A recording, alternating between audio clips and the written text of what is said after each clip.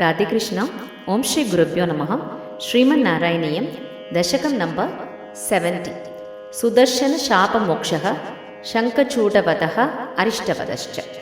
Tune 1 to 5 shlokas భవంతమయీ, 6 to 10 shlokas కల్యతాం.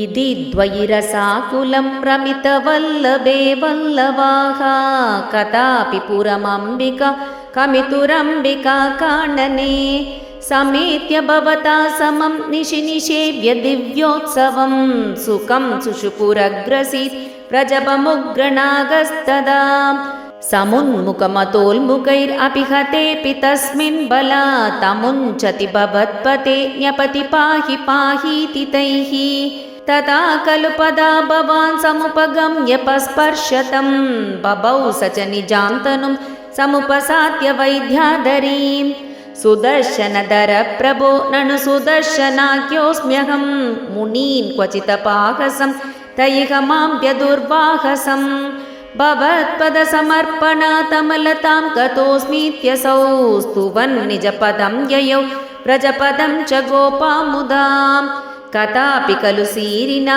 విగరది త్వయి స్త్రీజనైః జగారదనదానుగస్ సకిల శంఖశూఢో బలాః అధిధృతమనుధృతస్తమదముక్తనారీజనం రురోజితశిరోమణిం హలభృతే చ తస్యా తతాః దినేషు చ సుగృజ్జనైః సహ వనేషు లీలాపరం మనోభవమనోహరం రసితవేణునాదామృతం భవంతమమరీదృశామమృతపారణాదాయినం విచింత్య కిమునాలపన్ విరగతాపితా గోపికాః భోజరాజపృతకస్త్వత కశ్చిత్ కష్టదుష్టపదదృష్టిరరిష్టః నిష్ఠురాకృతిరభష్టునినాదః తిష్టతే స్మ భవతే వృషరూపీ శాక్వరోత జగదీ ధృతిహారీ మూర్తిమేష బృహతీ ప్రదదానః పంక్తిమాశు పరిగూణ్య పశూనాం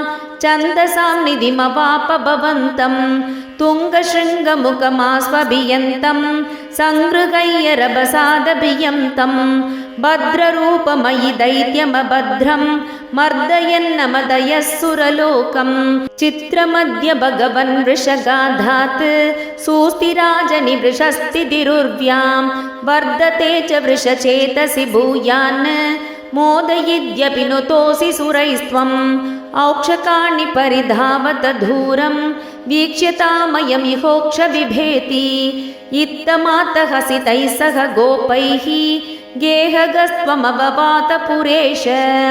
శ్రీహరయే నమః, శ్రీహరయే నమః, శ్రీహరయే నమః. సర్వత్ర గోవిందనామ సంకీర్తనం.